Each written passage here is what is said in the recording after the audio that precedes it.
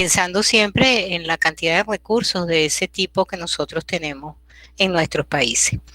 Entonces, bueno, comenzando con el seminario, mi especialidad, aunque yo trabajo también un poco en la parte ambiental, mi especialidad en la geoquímica va más hacia la geoquímica del petróleo. Y en base a eso yo quise prepararles un seminario que incluyera una serie de aspectos que uno puede trabajar en lo que es una roca generadora de petróleo. Bien, este trabajo incluye una serie de trabajos realizados por nuestro grupo de investigación y por los tesistas de nuestro grupo, donde estudiamos tanto las litofacies como las facies orgánicas en una secuencia del Cretáceo de la cuenca oriental de Venezuela. Entonces vamos a empezar por ubicarnos en Venezuela. Venezuela tiene tres importantes cuencas petrolíferas, como son la cuenca de Maracaibo, la cuenca de Barinas Apure o la subcuenca de Barinas, también denominada, y la cuenca oriental de Venezuela. En la cuenca del lago de Maracaibo se conoce perfectamente quién es la roca generadora, que es la formación La Luna, que son las calizas son principalmente calizas, y en la cuenca oriental tenemos dos rocas generadoras, la formación Querecual, que son principalmente calizas y margas, y la formación San Antonio, que son lustitas y margas. San Antonio como rocas generadora secundaria, y ambas correspondientes o forman el grupo Guayuta. Yo voy a utilizar de ahora en adelante, independientemente, para referirme a una roca que ha generado petróleo como roca generadora o como roca fuente. Sé que también se utiliza el término roca madre, pero o sea, el término que generalmente utilizo es roca generadora o roca fuente, que son, o sea, roca generadora sería la correcta en español. Ok, entonces vamos ahora a nuestra área de estudio. Estamos prácticamente en la cuenca oriental de Venezuela, y no estamos trabajando con núcleo de perforación. Fíjense que esto es un trabajo que fue hecho en muestras de afloramiento, donde se reconoce también lo útil que puede ser tener las muestras expuestas y que te dan la oportunidad de hacer un trabajo completo sin el gasto extra que trae una perforación de un pozo. Entonces, ¿qué estudiamos? Estudiamos la secuencia del Cretáceo tardío de la formación San Antonio en la cuenca oriental de Venezuela, o sea, en toda esta secuencia de lo que corresponde al río Querecual, ubicado hacia los estados orientales de Venezuela, y tomamos, como ya les mencioné, muestras de afloramiento en la localidad tipo, ubicada en el río Querecual, y bueno, tenemos un conjunto de muestras captadas a las cuales nuestro interés es hacerle una serie de análisis para poder interpretar el potencial de generación de estas rocas. O sea, o cuál es el potencial en esta secuencia sedimentaria de generación de hidrocarburos de la formación San Antonio. ¿Ok? Entonces, por ello tenemos como objetivo un estudio detallado de esta sección que tiene aproximadamente 300 metros para identificar las variaciones en los parámetros bioquímicos que determinan los cambios o las litofacies y facies orgánicas presentes, porque de esto va a depender la cantidad de materia orgánica que pueda ser preservada, y por lo tanto eso va a tener influencia sobre el potencial de generación de los hidrocarburos. ¿Okay? Aquí tenemos algunas secciones de esta formación. Se ve que son calizas donde hay algunas secciones de areniscas y son diques de arena dentro, o esta secuencia más de una caliza masiva con vetas de calcita, y la presencia de concreciones típicos de rocas fuentes del Cretácico, donde muchos pueden contener incluso fósiles del tipo amonites. ¿Okay? Entonces, ¿qué hicimos para obtener en 56 muestras, en este caso, un estudio detallado de esta secuencia sedimentaria? Primero, o sea, clasificamos el tipo de roca en función de su composición mineralógica, y su contenido de carbono inorgánico, que no es otra cosa que el carbono carbonático, que representa la presencia de calizas dentro de la secuencia, junto con la mineralogía, pues por supuesto no, es el principal manera de clasificar también. Determinamos la cantidad de materia orgánica presente en esta secuencia en función de determinar la materia orgánica total o el carbono orgánico total denominado COT, la concentración de bitumen, que no es otra cosa que los hidrocarburos que podemos extraer de esta roca, y la composición SARA, que como veremos más adelante, es la composición de las fracciones constituyentes de este bitumen, que son los hidrocarburos saturados, aromáticos, las resinas y asfaltenos. O sea que son en sí los constituyentes tanto de este bitumen en la roca generadora, como lo que constituye el crudo o el aceite en una roca, en un yacimiento. ¿Okay?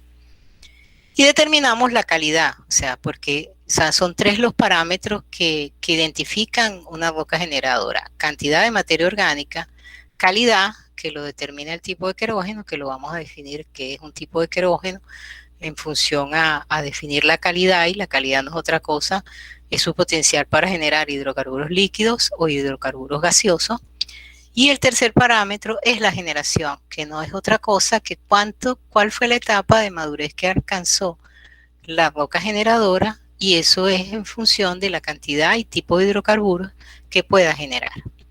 Bien, ¿cómo hicimos este estudio? Bueno, para la parte de mineralogía, clasificación, utilizamos técnicas como difracción de rayos X para mineralogía, calcímetro de Berna para determinar carbono inorgánico, métodos que ustedes en geofísica conocen, como es la susceptibilidad magnética y la espectroscopía Moss-Bauer para determinar minerales magnéticos o relaciones de presencia de hierro 2 y hierro 3, que dan información que puede ser utilizada, como veremos más adelante, para inferir condiciones de sedimentación de la roca generadora.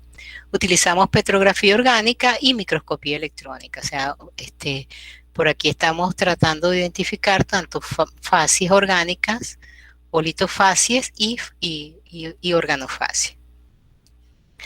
Para ver la cantidad de materia orgánica, trabajamos con el análisis de carbono orgánico, o sea, que es lo que nos da el carbono orgánico total, el COT, la extracción del bitumen, y por medio de técnicas como cromatografía, identificar cuál es la proporción de estas 4 fracciones que constituyen el bitumen.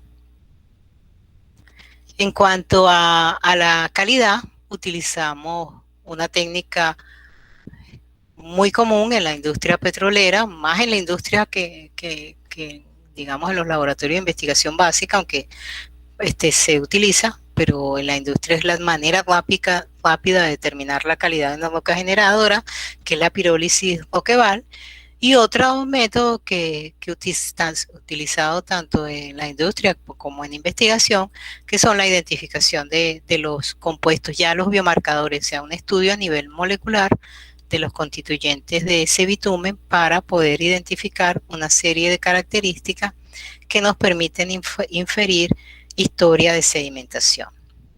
¿Bien? Y lo otro es la generación de hidrocarburos, es decir, la madurez, también a través de pirólisis Roqueval, y los biomarcadores. ¿Okay? Entonces veamos algunos resultados, no solamente con el énfasis de que ustedes lleguen a toda la interpretación de cada uno de estos parámetros, sino que vean cómo este conjunto de parámetros nos permiten hacer un estudio de un sistema y poder llegar incluso a proponer modelos sobre la sedimentación y la maduración de una roca generadora. Ok, entonces comenzamos con lo que corresponde a la clasificación de los tipos de rocas. Entonces, generalmente, la litología de esta secuencia que estudiamos corresponde a calizas del tipo margas, lutitas y areniscas. Fíjense que ya lo habíamos visto en las láminas que les enseñé, o sea, tenemos una secuencia de caliza, marga, y estas, en este caso, lo que corresponde a las calizas margosas, las margas y las lutitas, son las rocas que tienen características para ser rocas generadoras de petróleo. Las areniscas, debido a su porosidad y permeabilidad, son rocas con potencialidad más para ser roca yacimiento. ¿Okay? Aquí tenemos una secuencia donde la tenemos ambas y donde los hidrocarburos que puedan ser o pudieron haber sido generados, o el petróleo que pudo haber sido generado a partir de estas calizas, mucho migró o se movió hacia los yacimientos a través de estas secuencias de mayor porosidad y permeabilidad que son las areniscas. ¿Okay? En cuanto a su composición mineralógica, principalmente tenemos cuarzo, calcita, dolomita y pirita. O sea, es prácticamente una composición mineralógica bastante monótona, lo que varía es la textura de las rocas y la proporción que nos permite tener esta secuencia de rocas. ¿Okay? Y aquí podemos ver un histograma de aproximado porcentaje de los distintos litologías. Tenemos una alta proporción de lutitas, margas y en menor contenido calizas o las calizas margosas. Bien. Y las areniscas, que representan también un porcentaje tanto alto como las lutitas, pero como les mencioné, o sea, son las rocas con potencialidad para el movimiento de los hidrocarburos o almacenamiento como roca yacimiento. Okay. Continuamos con esta parte de la composición química para clasificar los tipos de roca. Veamos ahora cómo es el carbono carbonático o carbono inorgánico. O sea, esta es una medida que nos da el porcentaje de carbonatos en las muestras, y este porcentaje de carbonatos, o sea, expresado como carbono inorgánico, también tiene que coincidir con el tipo de litología. Por supuesto, las calizas masivas y las calizas tanto masivas como laminadas serán las que tengan mayor porcentaje de carbonato, mientras que las calizas margosas y las lutitas, o sea, si bien pueden tener fases minerales del tipo carbonático, son menos abundantes que, por supuesto, en las calizas. Y tenemos, bueno, secuencias, cuando lo vemos en la secuencia o su variabilidad a lo largo de la secuencia, vemos que el carbono inorgánico es más abundante, por supuesto, en la base de la sección, donde tenemos principalmente las calizas. ¿Okay? Entonces, fíjense cómo poco a poco, si bien tenemos una secuencia sedimentaria que se hizo un levantamiento y conocemos la litología, también tenemos una serie de datos que nos cuantifican cuál es el contenido de ciertos constituyentes de esas fases minerales, como en este caso el carbono inorgánico. Ok. En el caso de la clasificación, continuando con la clasificación del tipo de rocas, tenemos lo que es la espectroscopía Moss-Bauer, que es una técnica que se estudia ampliamente, se utiliza ampliamente para muestras geológicas, y en el caso nuestro, que son las rocas generadoras de petróleo, ella nos permite medir la relación o el contenido tanto de hierro ferroso como de hierro férrico. Es decir, esta sería la especie de hierro común en condiciones con baja presencia de oxígeno, los que denominamos ambientes anóxicos, y el hierro 3, que es el típico de óxidos de hierro, que por supuesto es la especie química que domina sobre ambientes donde el contenido de oxígeno es alto. Ahora, ¿por qué nos interesa esto? Porque en los ambientes donde el contenido de oxígeno es bajo y donde el hierro 2 es abundante y que puede formar especies como por ejemplo la pirita, son las condiciones que cuando se sedimenta la materia orgánica que a futuro va a generar el petróleo, puede ser preservada. Es decir, son las condiciones anóxicas típicas de un ambiente donde la materia orgánica puede ser preservada.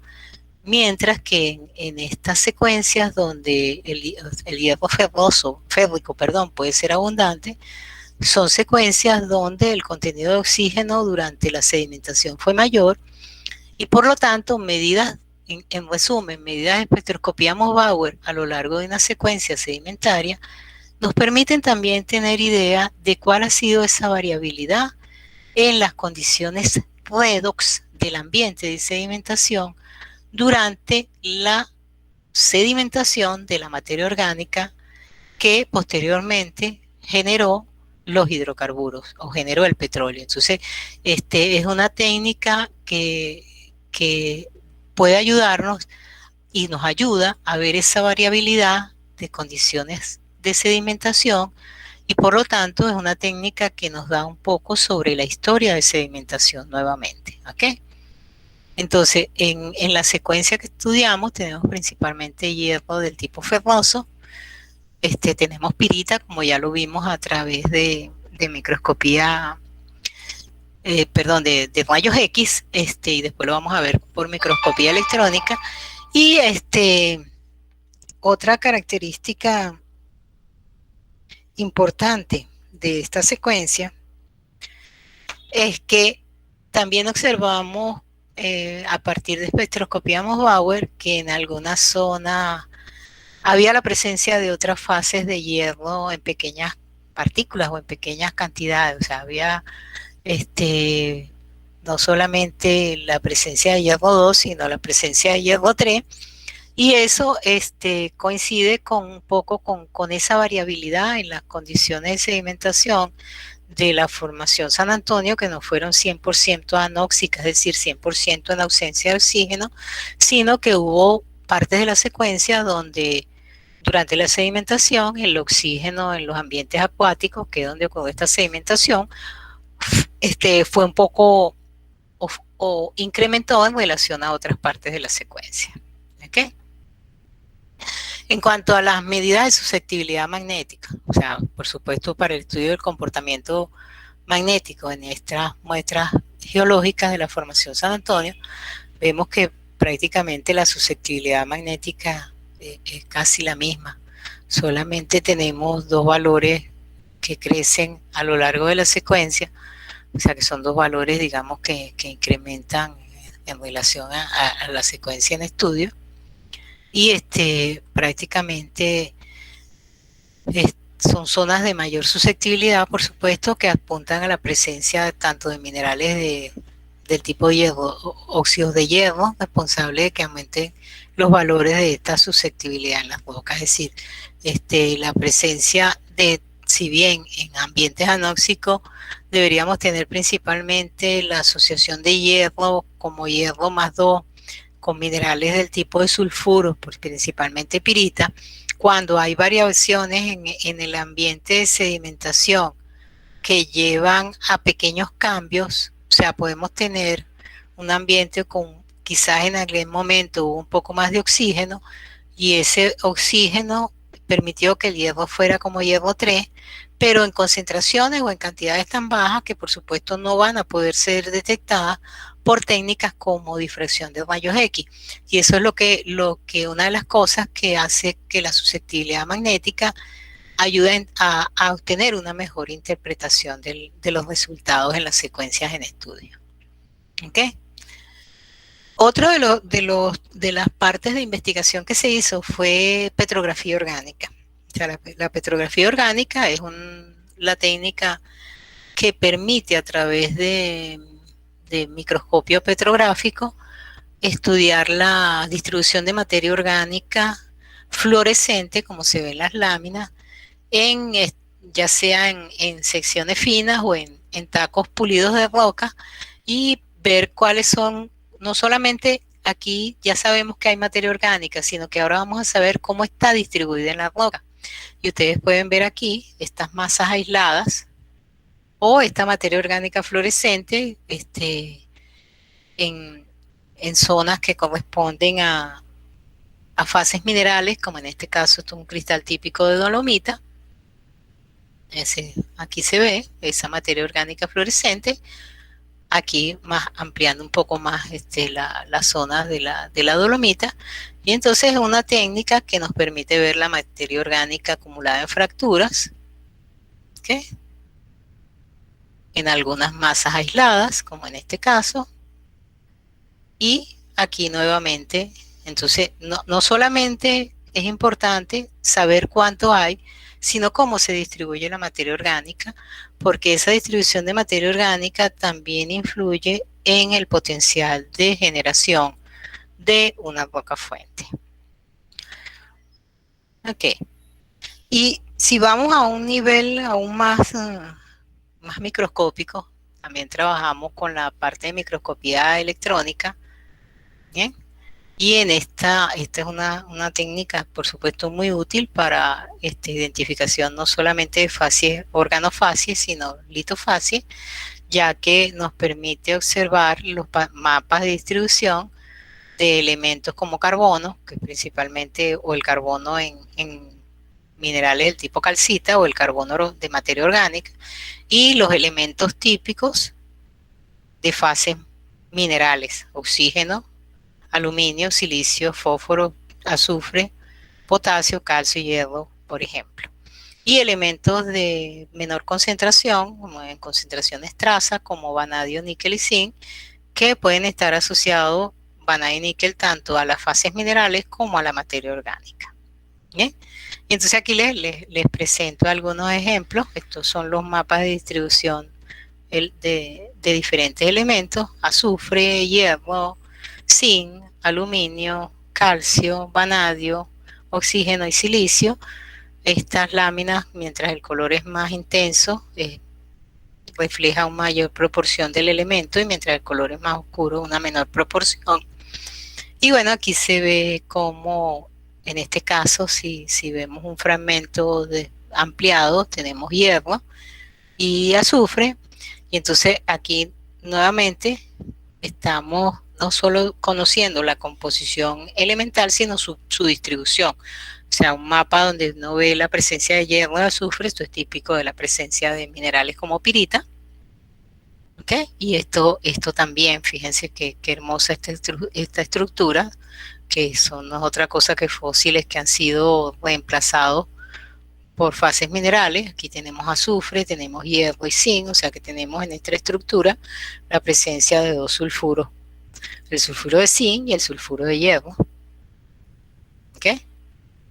Es decir que tenemos asociación entre hierro y azufre en pirita, reemplazando estructuras fósiles, y asociación de zinc y azufre, que nos indica que también dentro de estas estructuras fósiles hay presencia de falerita. Estos sulfuros, fíjense, estamos trabajando con microscopía electrónica, 20 micrómetros, están en bajas concentraciones, en bajo contenido, pero en bajas proporciones, pero también nos están indicando condiciones anóxicas típicas de las necesarias para la sedimentación y preservación de la materia orgánica.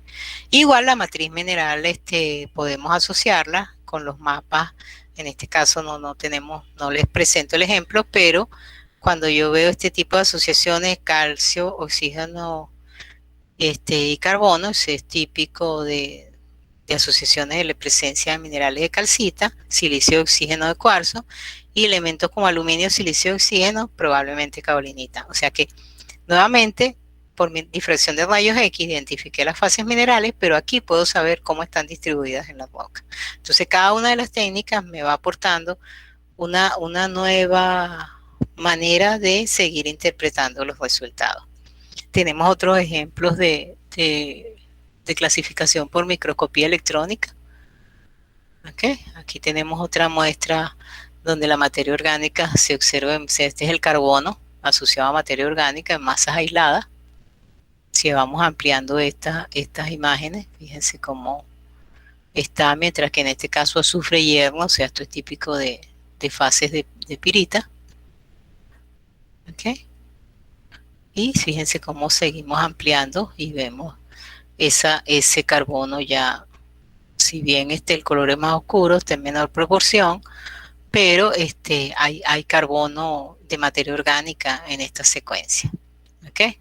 Y en general, cuando se hace un resumen de todas las secciones o los tacos de las muestras analizadas. Vimos materia orgánica tanto en masas aisladas como en fracturas paralelas y oblicuas a la laminación. ¿Ok? Bien. Una vez que conocemos, digamos, la composición de los elementos mayoritarios en cuanto a los mayoritarios procedentes de la materia orgánica, que es el carbono, y conocemos las fases minerales, vamos a ese factor que nos indica cantidad de materia orgánica. Es decir, mientras una roca tenga más carbono orgánico, no es otra cosa que una roca donde el carbono orgánico se preservó más, y también es una roca que si ya generó hidrocarburos o los puede generar, mientras más CO2 tenga, más potencial de generación tiene. Entonces, por eso es que el CO2 es un valor muy, muy importante para los geoquímicos del petróleo como el primer indicador de la posibilidad de tener una roca generadora de petróleo. ¿Okay? Sin embargo, cuando nosotros medimos el CO2 en una roca generadora, no estamos midiendo el CO2 original, es decir, el CO2 que se sedimentó. Estamos midiendo lo que se llama el CO2, es decir, siempre pensando que esa roca ya pudo haber generado hidrocarburos o pudo haber generado petróleo. Al generar su CO2 original disminuye, entonces lo que nosotros estamos viendo es ese CO2 residual. Sin embargo, el CO2 residual es una medida de ese potencial de generación porque puede ir desde valores muy bajos, donde nos indicaría un potencial de generación bajo, hasta valores altos, incluso superiores al 5%, dependiendo del nivel de madurez de la roca generadora, y eso nos da para esta sección que ya ha generado, por eso lo llamamos sobremadura, y eso lo vamos a entender cuando terminemos de ver la parte de generación, que habiendo ya generado hidrocarburos y siendo un CO2 residual, todavía los valores son altos, o sea, lo que significa que su CO2 original debe haber sido alto, es decir, que tuvo un potencial de generación bastante elevado. ¿Okay? Y ese potencial de generación, si comparamos con los diferentes litologías a lo largo de la sección, va variando. Tenemos unas zonas con mayor potencialidad para generación y unas con potencial. Eso también nos da una medida de la variabilidad en las condiciones de sedimentación y el aporte de materia orgánica durante la sedimentación. Y esa variabilidad es lo que hace que toda la secuencia como un todo tenga un potencial de generación en estratos que van a ser mucho más efectivos para generar porque tuvieron más CO2 original, y estratos con menor potencial para generar porque el contenido de CO2 era más bajo. Bien. Una vez que tenemos ese valor de CO2, también podemos medir cuánta de ese carbono orgánico que tiene la roca generadora puede ser extraído. Y esa es, digamos, un material que nosotros extraemos, el bitumen, son los hidrocarburos solubles en solventes orgánicos, y que nos permite tener una idea de una serie de características, y es la que nos da entrada al estudio de los biomarcadores. Entonces, la cantidad de bitumen residual, que es, por supuesto, porque es el bitumen que ya generó, en esta secuencia también es bajo, o sea, generalmente menor que 1000 ppm, o sea, partes por millón, o sea, una secuencia menos maduro puede estar entre 3000 a 4000 partes por millón, pero fíjense nuevamente esta variabilidad a lo largo de la secuencia que nos está diciendo cuál es el residual, y también un potencial de residual alto o bajo también significa que el inicial puede haber sido alto. ¿Okay? Y también varía con las litologías, desde caliza, desde las calizas margosas a las margas, en las lutitas, y en las areniscas que son las amarillas. ¿ok? Recuérdense que el que está en arenisca no es el generado, sino es el migrado de las rocas con potencial para generación, ¿ok? Y bueno, también utilizamos la relación entre ese bitumen y ese COT como un potencial para ver la generación de los diferentes estratos y de acuerdo a las diferentes litologías, desde calizas, calizas margosas, margas, lutitas, y el que ya migró, que es el que se encuentra en las areniscas. ¿Okay? Entonces nos está dando una idea, todo esto siempre pensando, bueno, cómo fue una historia de sedimentación y de aporte y de preservación de materia orgánica. ¿Ok? Y luego llegamos a lo que se denomina la composición SARA. Si seguimos midiendo la cantidad de materia orgánica, y la composición SARA no es otra cosa que la composición de las 4 fracciones que constituyen tanto al petróleo o al mismo petróleo, que es lo que denominamos bitumen en la roca generadora, que son los hidrocarburos saturados, los hidrocarburos aromáticos, las resinas y los asfaltenos, ¿okay? Que podemos representar en diagramas ternarios, y fíjense cómo es la variabilidad. Nuevamente, una variabilidad que va a depender de ese patrón de generación y de preservación y ese patrón de generación va a depender del patrón de preservación de esa materia orgánica original. Entonces esta composición Sahara refleja mucha variabilidad en la rocas generadoras, que son por supuesto las calizas, las margas, las lutitas, y en las rocas con potencial para, para la generación, para el almacenamiento, que son las areniscas. ¿Ok? Continuando con el seminario, tenemos que el segundo aspecto, o sea, si ya tenemos una idea de lo que es la cantidad de materia orgánica, ahora vamos a ver la calidad. O sea, ¿qué mide la calidad de la materia orgánica? No mide otra cosa que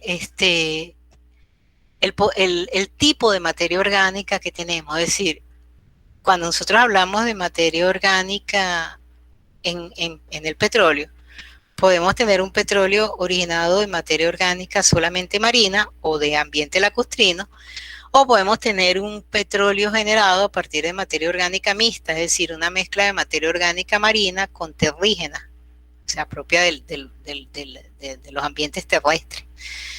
Y ese tipo de materia orgánica es lo que nos da el origen a diferentes materiales precursores del petróleo, que es lo que se denomina el querógeno, el material precursor.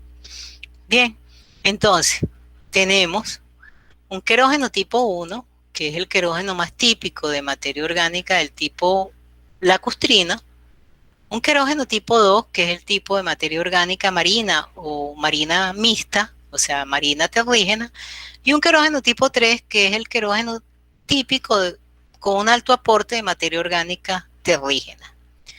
Y dependiendo del tipo de querógeno que nosotros tengamos, que se haya formado, que a la vez depende del tipo de materia orgánica, vamos a tener un diferente potencial de generación de crudo o de hidrocarburos líquidos y de generación de hidrocarburos gaseosos. ¿Okay?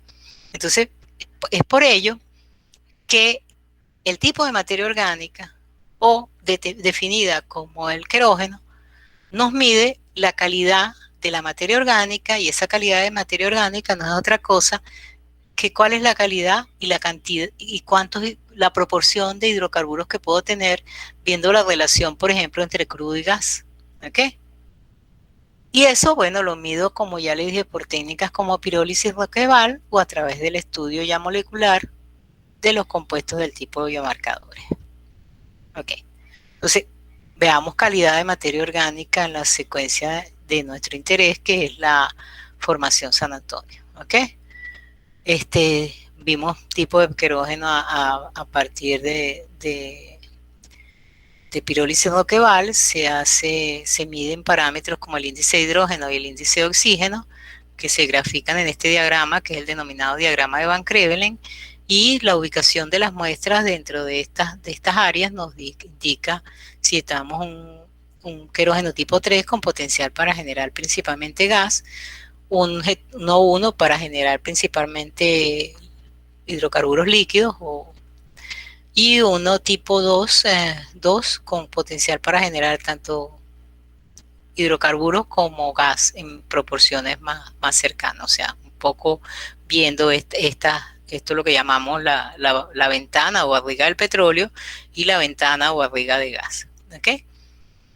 Entonces, estas son algunas de las muestras analizadas de la formación San Antonio. Y luego, cuando veamos la parte de madurez, vamos a entender por qué están ubicadas en esta zona, pero a partir del estudio de pirólisis y de petrografía orgánica, ellas están compuestas principalmente por el querógeno del tipo 2 con materia orgánica tanto de aporte marino como de aporte terrígeno. ¿Okay? Y eso hace que este tipo de querógeno tipo 2 tenga un potencial para generación de hidrocarburos, y es por ello que esta secuencia en estudio de la formación en San Antonio es considerada una roca secundaria para la generación de hidrocarburos. Bueno, una roca secundaria porque la roca principal es vamos a decir, su hermana mayor, que es la formación Querecual, que ambas constituyen el grupo Guayuta. Querecual con más características de materia orgánica marina, o sea, un querógeno más hacia el tipo 1 puro, 2 puro de materia orgánica marina. ¿Okay?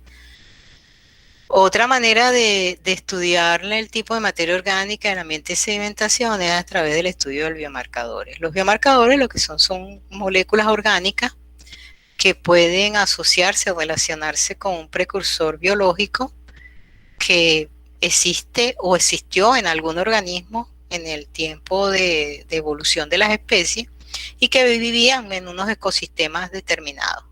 Estamos hablando de algas, bacterias, plantas terrígenas, y esas estructuras químicas o esas estructuras de compuestos orgánicos son preservados en el tiempo geológico y durante la generación del petróleo con pocos cambios en su estructura, es decir, que nosotros podemos relacionar el precursor biológico con la estructura que veamos en el petróleo, y a partir de esa relación entre ambas podemos también inferir condiciones de sedimentación de esa roca generadora, desde el tipo de materia orgánica hasta las condiciones del ambiente en función a condiciones redox, es decir, si un ambiente más oxidante o menos oxidante, e incluso nos permiten hacer inferencias sobre litología de la roca generadora.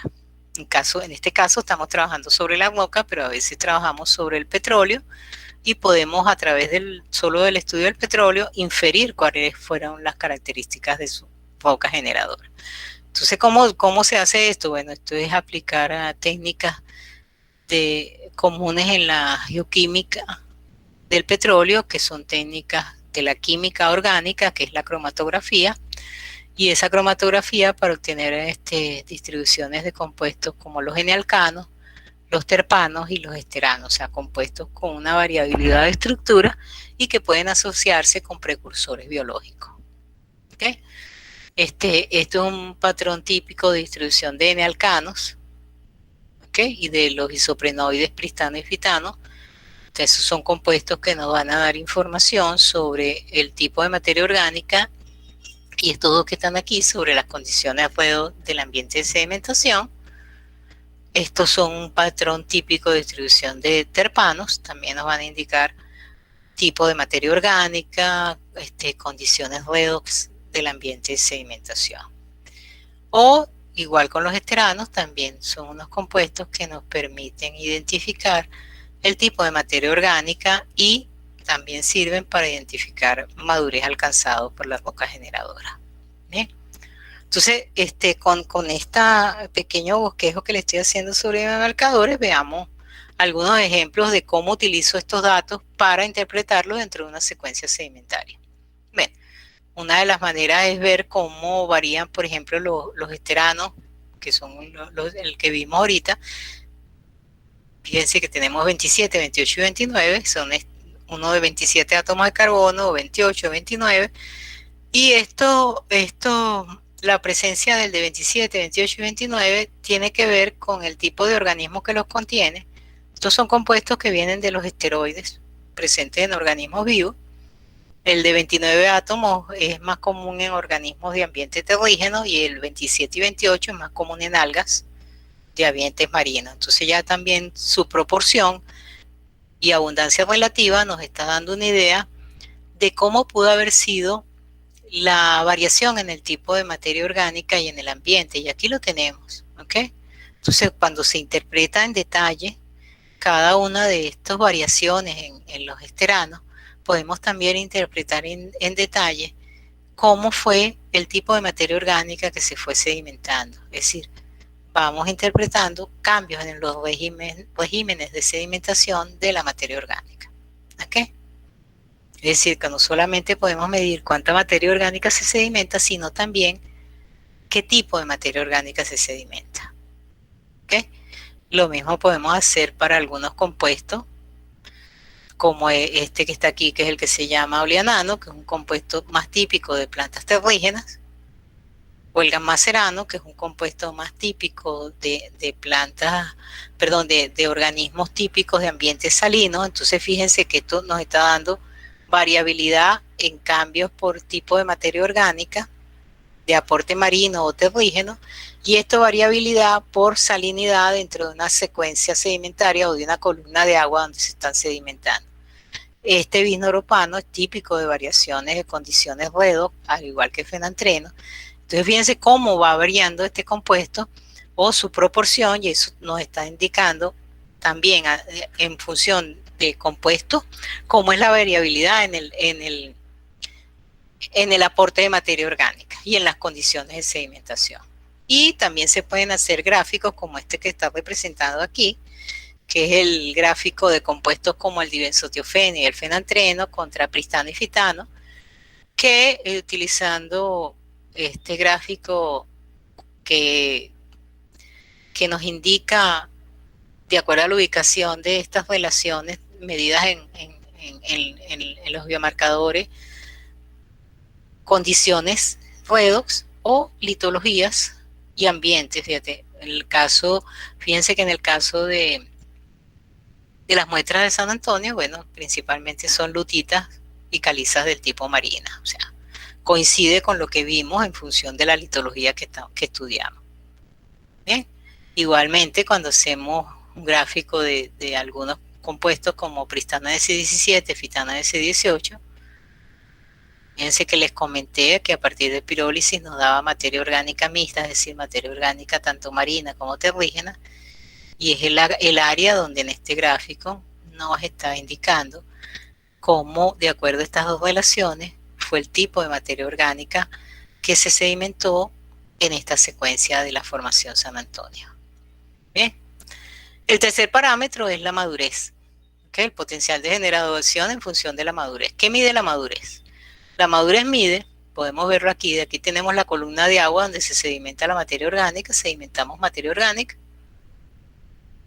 Luego esa materia orgánica es soterrada en los sedimentos y luego este sedimento se convierte en roca sedimentaria por diagénesis y la materia orgánica, su transformación para maduración y generación de petróleo la dividimos en tres etapas.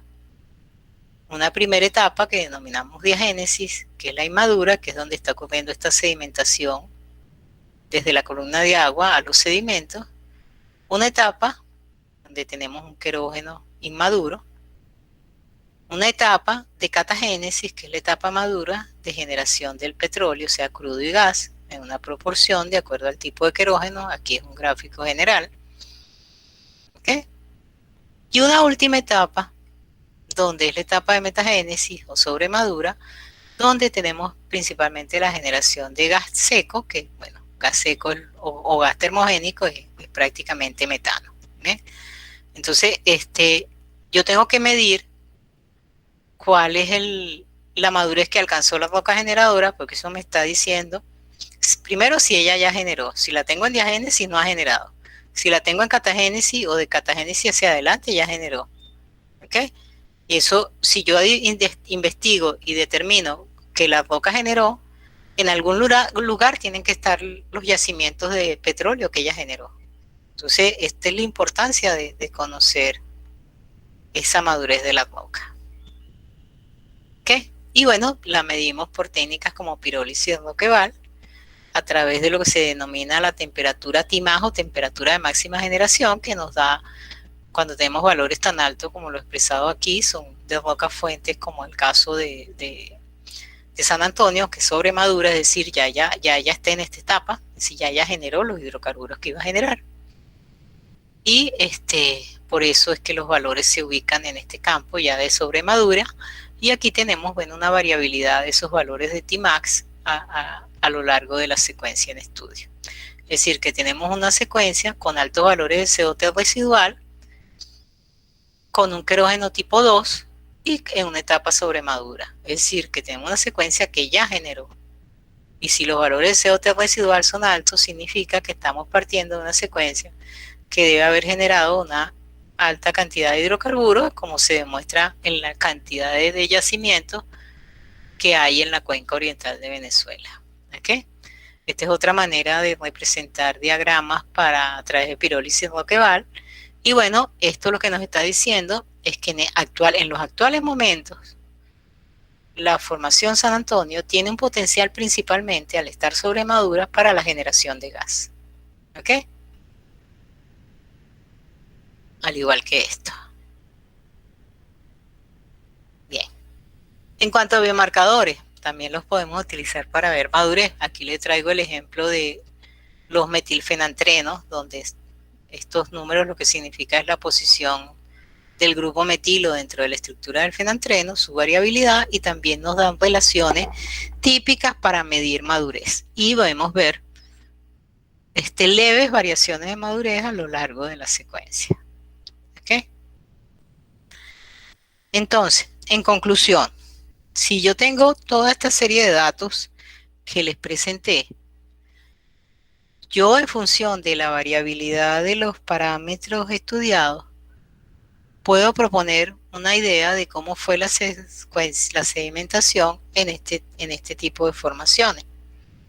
Veamos la litología, mucho más siliciclástica hacia la parte cercana a los ambientes terrígenos y por supuesto más carbonática hacia los ambientes marinos, es decir, más hacia acá la formación San Antonio, más carbonática la formación Querecual, que no la discutimos aquí, discutimos esta, pero ya son secuencias cercanas, y por eso corresponde a un solo grupo. Aquí tenemos una formación de lutitas y areniscas, margas, calizas margosas y calizas. O sea, tenemos toda esta secuencia y su distribución a lo largo de la secuencia, lo que significa que hubo distribuciones, cambios en la variabilidad del nivel del mar durante esa sedimentación. Entonces tenemos cambios en el régimen de sedimentación relacionado tanto a fases clásticas como a fases carbonáticas. ¿Okay? Otra cosa que podemos ver es que tenemos un ambiente principalmente marino, donde la materia orgánica, por supuesto marina, se depositó en este ambiente, pero también la materia orgánica del tipo terrígena fue transportada del continente o del ambiente terrígeno, y es por eso que tenemos una materia orgánica mixta, un querógeno más del tipo 2. ¿Okay? Entonces esto nos mide el tipo de aporte de materia orgánica. Por otra parte, tenemos un ambiente con mayor circulación de oxígeno más cerca de la costa y un ambiente con menor o baja circulación de oxígeno. Esto nos da un ambiente del tipo subóxico, o sea, entre condiciones de oxígeno, pero no 100% oxidante, sino moderadamente oxidante, y ambientes con baja o con ninguna circulación de oxígeno, que son los ambientes anóxicos. Es decir, esto da una variabilidad en la preservación de la materia orgánica aportada. ¿Okay? Estas variaciones en las condiciones ruedos del ambiente de sedimentación. Perdón. Y en cuanto al potencial de generación, bueno, la formación se considera, como ya les mencioné, la roca fuente secundaria en la cuenca oriental de Venezuela. Se caracteriza por este tipo de materia orgánica mixta, tipo querógeno 2,3, en un ambiente donde la límite entre oxígeno y H2S se encuentra en la columna de sedimentos, es decir, una vez que la materia orgánica llegaba al agua, su preservación era mucho mejor una vez que alcanzaba la fase de sedimentos, y esta formación alcanzó una madurez actual sobremadura y tuvo un alto potencial para la generación de hidrocarburos líquidos y gaseosos, es decir, generó petróleo. Y actualmente tiene un alto potencial para la generación de gas. Y aquí quiero dejarle un mensaje, y sobre todo ustedes jóvenes que están en un país donde son abundantes los yacimientos no convencionales, ¿ok? Porque la medida de ese potencial de una roca en un yacimiento no convencional nos da una idea de ese potencial de generación de gas, ¿ok? Que es lo que uno debe determinar en el caso del yacimiento no convencional, que sería, en este caso, no sería más que la misma roca fuente o roca generadora que actúa como yacimiento, ¿ok? Entonces, eso es lo que conforma el conjunto de un yacimiento no convencional, donde seguimos madurando la roca, seguimos generando hidrocarburos, pero llega un momento que el potencial para generar es principalmente de gas, porque todos los hidrocarburos que generamos líquidos no van a migrar, quedan atrapados dentro de la roca por su baja porosidad y permeabilidad, y ellos se transforman en gas, y bueno, así nace uno de los tipos de yacimientos no convencionales, que los cuales, por supuesto, en su país ustedes tienen. Para terminar, quiero presentarle, por supuesto, nuevamente darle las gracias por la invitación. Decirle que este no es un trabajo, por supuesto, hecho solo por mi persona. Este es un trabajo con un grupo de profesores, donde podemos mencionar al profesor Salvador Lomónaco, que está presente en este seminario, a la profesora María del Carmen Gómez y a la profesora Patricia Lugo, y a un grupo de estudiantes, al magíster Carlos Barrios, licenciado en Geoquímica y magíster en Geoquímica, que actualmente es profesor de nuestro instituto, a los licenciados en Física de la Universidad de Carabobo, Jessica Rivas y Julio Eras, y a la licenciada en Geoquímica Kelly Medios Cate, ¿okay? Y por supuesto un financiamiento que nos permitiera poder realizar este trabajo en unos cuantos años, que es lo que se denomina en primer lugar el Consejo de Desarrollo Científico y Humanístico del USAB, que es el ente financiador de proyectos de nuestra universidad, y los entes gubernamentales que existían anteriormente, que es el Consejo Nacional de Ciencia y Tecnología, o sea, que son los CONICIE, los ONCI que existen en varios países, tanto en México como en Chile, y creo que en Argentina también, y el FONACIT, ¿ok? Y con la ayuda y el aporte de dos compañías petroleras importantes, como es Repsol, que en Venezuela se denominó Quiriquire Gas, porque estaba en campos de gas de esos yacimientos en la cuenca oriental, y la compañía Total, o sea, fue la que nos permitieron y nos financiaron mucho de nuestros proyectos. Y bueno, cierro con una fotografía o con una lámina de una imagen de lo que es este río tan hermoso donde nosotros trabajamos.